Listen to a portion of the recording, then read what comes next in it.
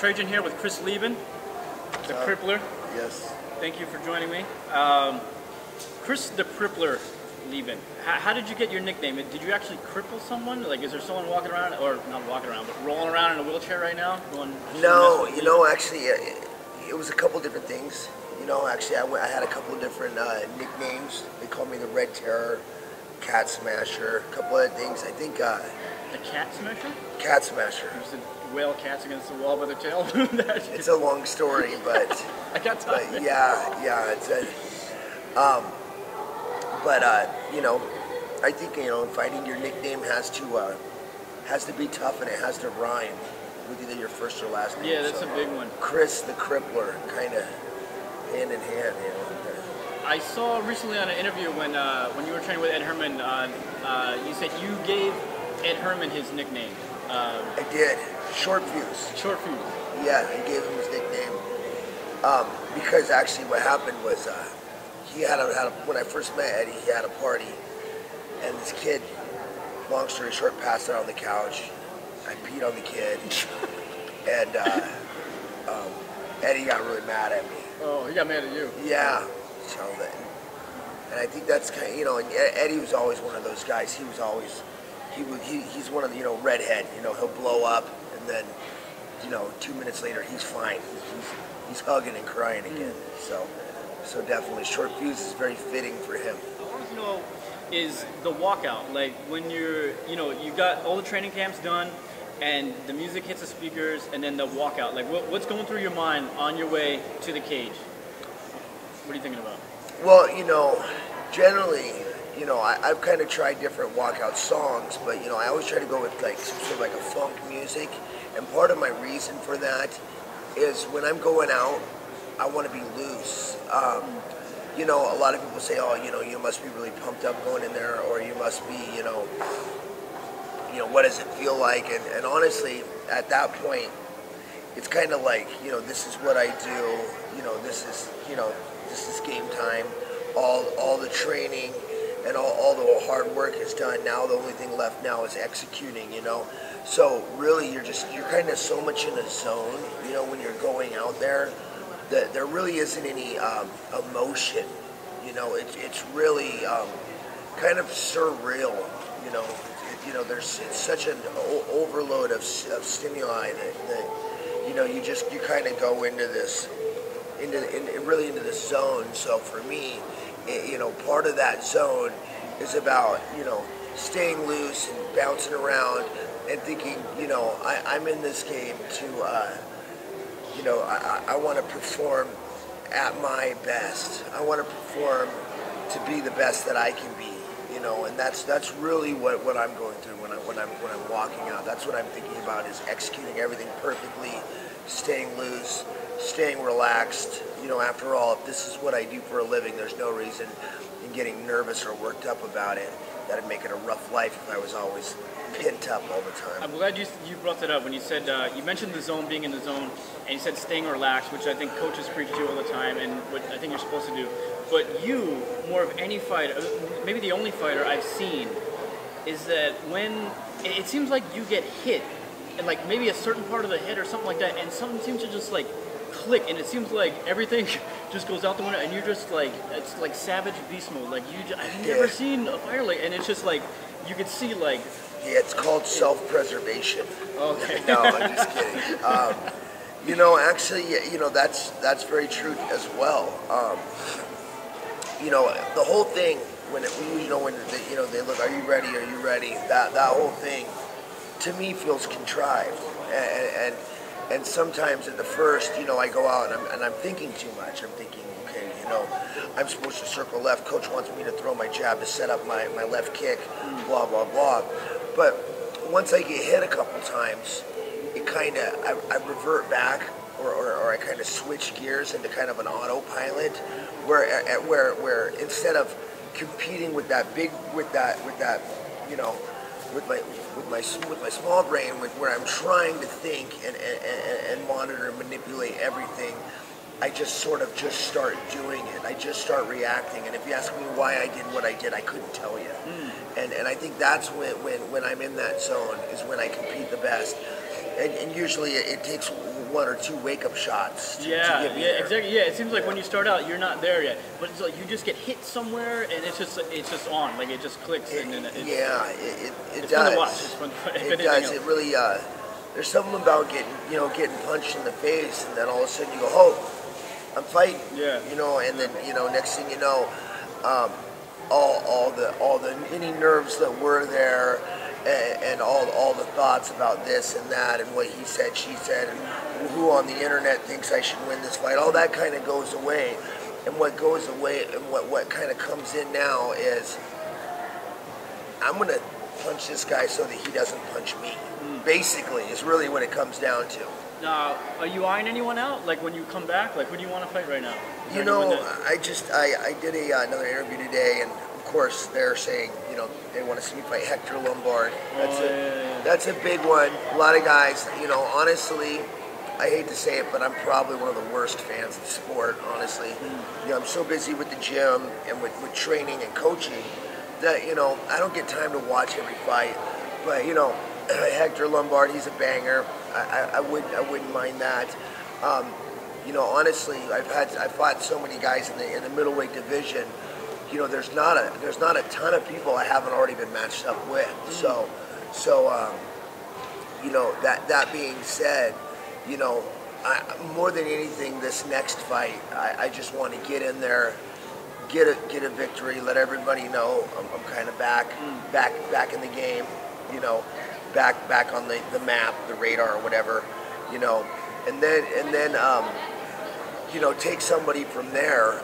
Whether or not there's the whole thing of, if you get a fight, oh God, is he worthy to fight this guy? This guy's ranked here, and everybody has their bullshit ideas of who I should be fighting and for what reason and why, and if I get matched up with somebody, and maybe I should have to prove myself before I fight that person.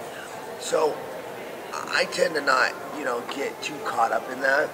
I just want to get in there, knock somebody out, make a little money, and start making a run at it. Have you noticed a trend in guys turning down fights recently, especially with the big one with John Jones turning down that fight with Chael Sonnen and stuff like that? Like, are you one to do that? Or are you like, oh, this guy doesn't match up? Like, they present you with a fight, and you're like, no, I don't like it. I've never turned down a fight. That's awesome. And honestly, I think that kind of goes into why I'm still around. God knows they could have kicked me out a long time ago for some of the shit I pulled. But it doesn't matter. Joe calls up, and if he says, hey, we want you to fight this guy, I say that's fine. In my opinion, that's part of being a martial artist, is overcoming adversity, and regardless of their style, you're going to look to develop a game plan that's going to beat their style. Now in John Jones's case, I said it before, I'll say it again. John Jones is I'm not even in John Jones' shoes. John Jones is the world champ. To be the world champ, you need to defend against all comers.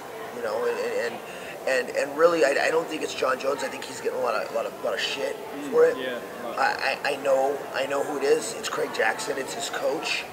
And unfortunately, whereas I just said I'm a martial artist, John Jones is what I like to refer to as an athlete. So can you explain the difference between what you call an athlete and what you call a martial artist? Yeah, well, where in my mind to be a martial artist, I want to overcome the adversity, and that's part of the battle for me. Is fighting anybody and figuring out how I'm going to game plan, how I'm going to beat their style, how I'm going to beat their matchup. I got a feeling John Jones doesn't develop his own game plan. I'm pretty sure Craig Jackson's the one doing that. And the bottom line is, right now, Craig Jackson's looking at a fight against Chael Sonnen and going, I don't have enough time to prep John Jones for Chael Sonnen, because ultimately that's who's fighting out there, Craig Jackson, not John Jones. John Jones is playing Craig Jackson's game, and that's what I think is the difference. So, it's too bad for John Jones, because I think he would fight. I mean, he's a great guy. He's a tough guy, and I would rather fight and lose. But with the way things are going nowadays, everybody does everything they possibly can do to not lose, to fight and win. to an extent that gets to a point that I disagree with. You know, with guys either the fight just is not an exciting fight because instead of fighting to win, they fight to not lose. Yeah. Or guys that turn down fights because the style might not be just what they need. In my mind, it's bullshit. You know, we're in the biggest show on earth. We're in the UFC. It's all the best people in the world, and John Jones is the world champ. You know, he told him he was going to fight on this night. They should throw King Kong at the guy, and he should have to fight him. That's my opinion. It's King Kong makes weight. He's got to fight him. Talk about the fight school. How long you guys been open? I know you moved locations. Yes, yeah. Well, been open about 3.5 years. Originally, when I moved to Hawaii, I started on with a guy named TJ Thompson. He had a gym out here called Icon Sport.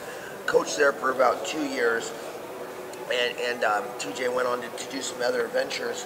And when he did, I went ahead and I opened my own place. And you know, we were down on University and King for a couple years, and we've recently moved over to I can't pronounce the street either. Kauai House Street. Kauai House Street. And you know what? It's nice. The new location, I kind of like it. You know, it's maybe not as fancy as the other one, but you know, we're making ends meet. It's a big warehouse, and when you walk in, it feels like a gym. Yeah. You know, and you know, the difference between my gym and maybe some other gyms you'll get on the island is, you know, I'm in there every day. You know, they're not throwing up, you know, a UFC fighter's name on the front of the building and then he never shows up. You know, the training that you get isn't going to be watered down. It's going to be the same stuff that I do, the same stuff I'm using that's battlefield tested. And, you know? and I could attest to that too, like learning from you, and especially when you went to go train with Ed Herman when he was getting ready to fight Jake Shields, you had some other guys step in who were good coaches, but definitely felt like, it seems like you're more of a natural teacher, maybe because you've been doing it for so long, but it's definitely easy to learn from your style. And well, I enjoy, believe it or not, I'll even go as far as to say I'm a good fighter, but I think I'm a great coach. I really think it's my calling. I really enjoy, you know, taking people and helping them reach whatever level that they aspire to in this game, you know, and it's one way I found. I don't have a lot of attributes, so, you know, it's one way that you know, I can provide, be of service, you know, and you know, if they want to lose weight, they want to gain self-confidence, you know. I can't tell you how many kids I've had that you know, that it's changed their life. For some reason, once a kid learns he's tough, he doesn't have to prove it anymore. And so many behavioral problems have been ironed out, to the point now where they're letting me go into the youth correctional facility in Kailua. I'm in there every Tuesday. I go up for a couple hours. And you teach mixed martial arts? I teach mixed martial arts to prisoners. Yes, yeah. These are some kids that have made some pretty major mistakes for sure in their lives, and you know, already I can kind of see the balance, you know, that it's adding to their lives. A lot of these kids, it was a little scary at first, you know, but a lot of these kids are really, you know, they're really with me and the gentleman who invited me up there and helped me out, Mark Kumai. We've really helped these kids out, and I really like it. Not to mention, now I get to pick some of the toughest kids on the island. So I'm drafting. No, I'm just kidding. So you're getting kids into MMA.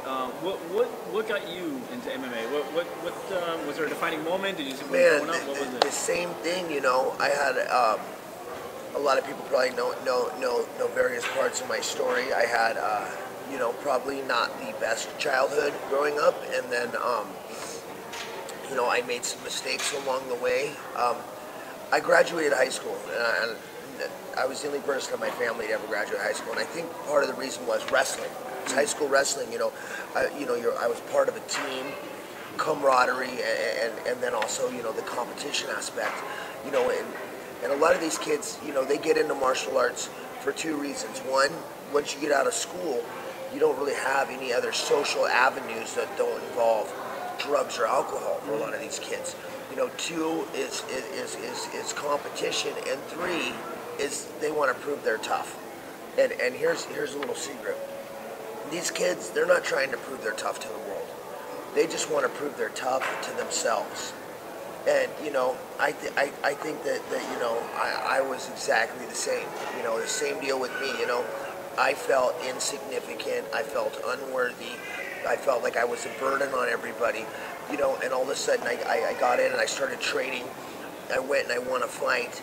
Next thing I know, by my third or fourth fight, everybody knew my name and they were cheering for me, and with that started the shift in my life, and I started to realize that wow, there is some value to me, and hey, I am a good person, and I started to respect myself the way other people respected me, and that's kind of the same with coaching. I see what it did for me, and I see how I got into it and what it did, and that's what I want, hopefully, to happen to some of these other kids. Because if it wasn't for this sport, God only knows where I'd be. I get asked this question a lot. I don't know, maybe you do too, probably because we're Howleys from the mainland. But why did you move to Hawaii? People, I get that all the time. Like, why Hawaii? And I always say like, why not? Or there's a lot of reasons why I did. But what was your reason?